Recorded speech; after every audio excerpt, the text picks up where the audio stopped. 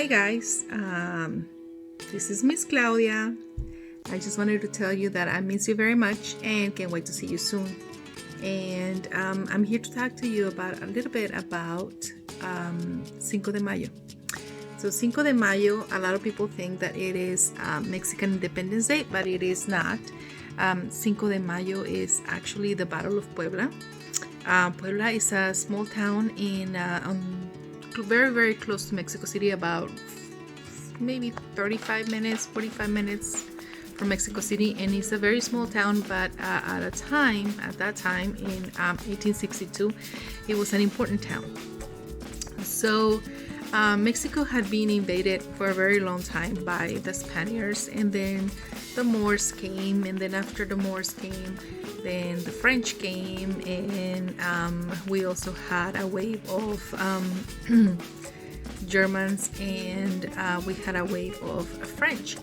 And so at some point in May 5th, 1862, the French came and they tried to invade, and they were on the way to Mexico City, which is our capital, and the Mexican soldiers were tired of being invaded because they had been invaded so much.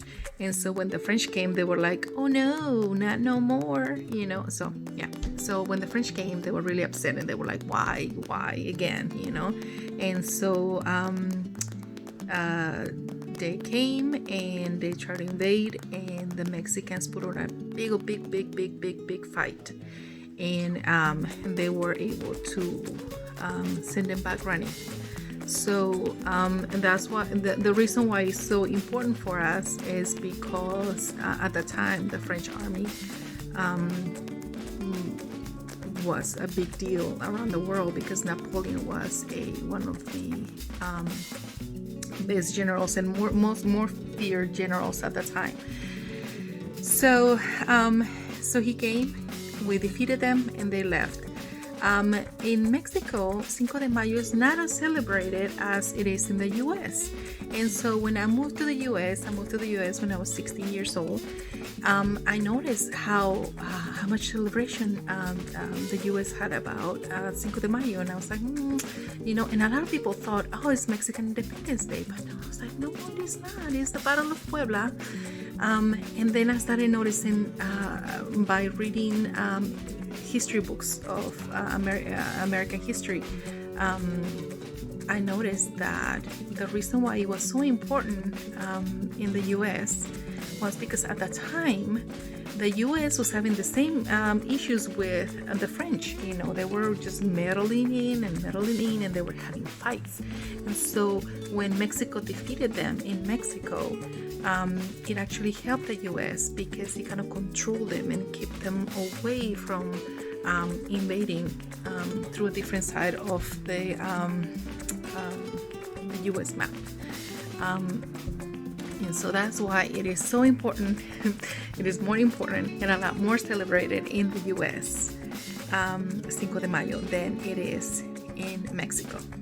So in this video, I want to share with you how much of a melting pot we have in Mexico.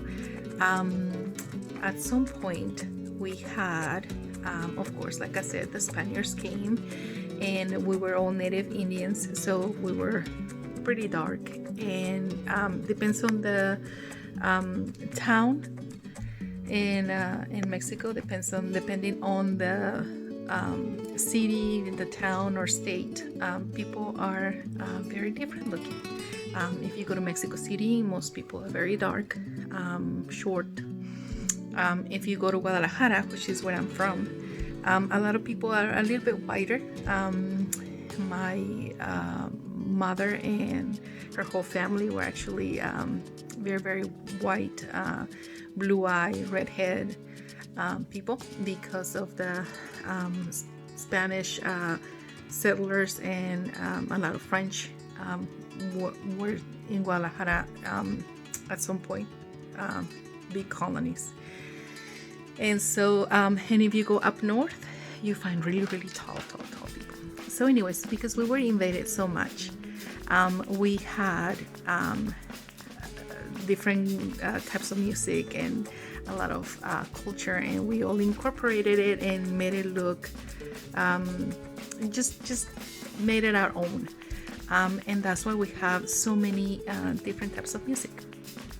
And so with that, I would like to show you some of our classic, they're very folkloric songs and dances, and how much evolution we have had, and how other cultures play a big role in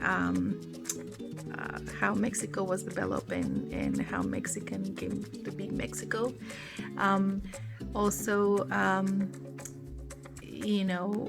just the different cultures and the different people that came in and influenced our people, our Mexican people, with different types of music.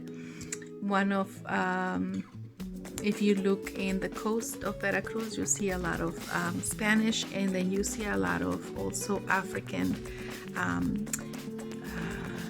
music, a lot of drums and a lot of African. At some point, the Spaniards brought in Africans at that time, and then they became Afro-Mexicans, and we have a big population of Afro-Mexicans in Mexico. Of course, they were not slaves, because by the time they were transported into Mexico, our native people in Mexico were like, no, we're not gonna allow you guys to have slaves. So we freed them, but we didn't know where they had brought them from, so we just kept them, and they were our brothers, and we helped them out, and they helped us out, and now we have awesome music, awesome food, and Afro-Mexicans on the coast of Veracruz, Oaxaca, mostly by the beachside area.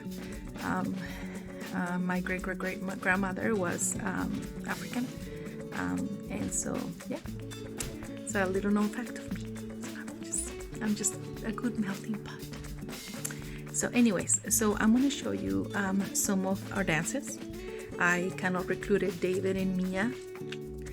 They they were thrilled to help, and I hope you guys like it. And if you have any questions, you will see me soon, or you can leave a comment or something. Enjoy yourselves, and thank you so much for entertaining me today. Okay, can't wait to see you. Bye. Okay guys, so we're gonna start with the traditional dance. It is a Jalisco dance. Most of you guys have seen this before, either on movies or in pictures, and this is what a girl will wear. Here's Mia showing us her dress, and you can see it's got a lot going on. And then for the boys, we have something that is called a charro outfit. We didn't have a complete charro outfit, but here it is. David is wearing a sarape. Point to the sarape, David, and there you go. And a traditional charro hat. That one, it is original. And then in the back, we have a tablecloth right here. That is a sarape made tablecloth. Sarape is what David is wearing, but with different colors, more colorful. And this is our Aztec calendar. And you guys know that we like the Day of the Dead. I'm sure you watch Coco. And you also know that we love flowers. Here is our Mexican flag and another charro hat. So after this, we're going to start with our dance.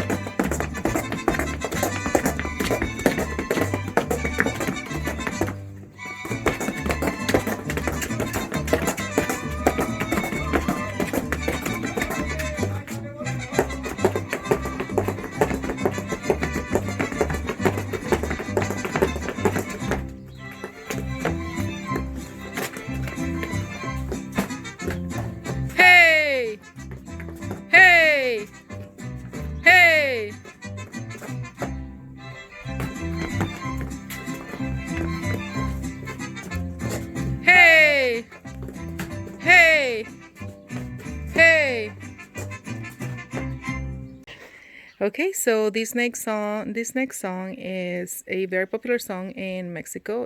Like I said, there is a melting pot of different rhythms. This is called banda, and most of the instruments and the sounds come from Europe, actually from Germany, if you can believe it.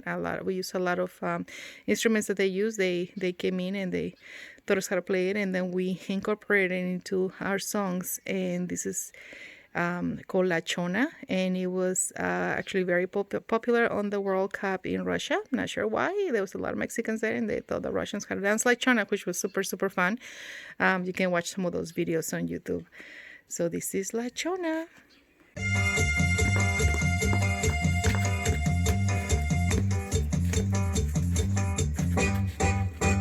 Contaré la historia de una famosa persona. Todos la conocen con el apodo de Chona. Todos la conocen con el apodo de Chona. Su marido dice ya no sé qué hacer con ella. Diario va a los bailes y se compra una botella. Diario va a los bailes y se compra una botella. Se arranca en la banda con la primera canción. Y la Chona luego busca bailador. Y la Chona luego. Okay, guys, so this is another song that is called The Flor de la Canela. It's kind of like a waltz, between a waltz and a dance song. It was very, very popular back when my parents were courting. And they still play it at weddings, and it's a delight to dance. Super, super pretty and romantic. And it is called La Flor de la Canela.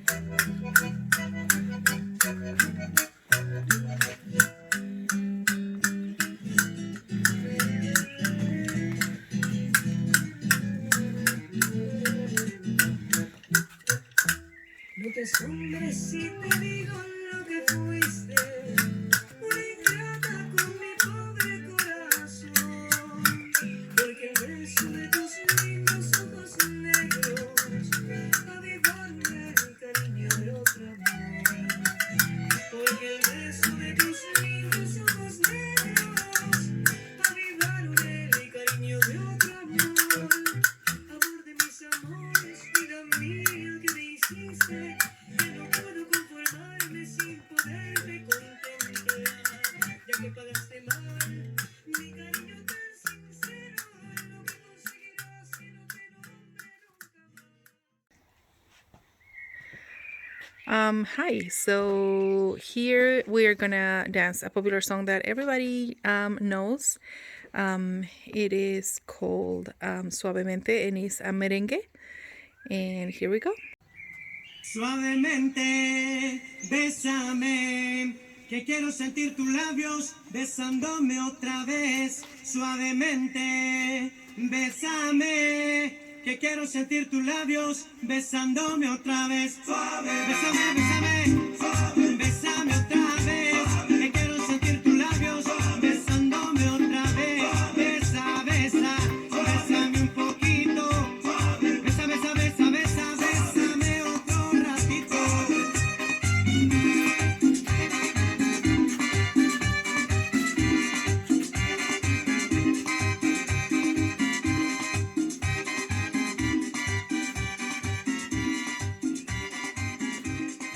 Cuando tú me besas, me siento en el aire. Por eso cuando te veo. Ay, te menea, te menea, te menea, te menea, te menea, te menea, te menea, te menea, te menea. Se menea la cadera, la cadera, te menea la cadera, la cadera, te menea la cadera, la cadera, te menea la cadera.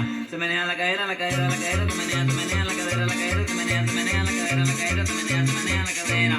Ay, se menea, se menea, se menea, se menea, se menea, se menea, se menea, se menea, se menea, se menea, se menea la cadera, se menea, se menea la cadera, se menea, se menea la cadera, se menea, se menea la cadera, se menea la cadera, se menea la cadera, se menea la cadera, se menea, se menea la cadera, se menea, se menea la cadera, se menea, se menea la cadera.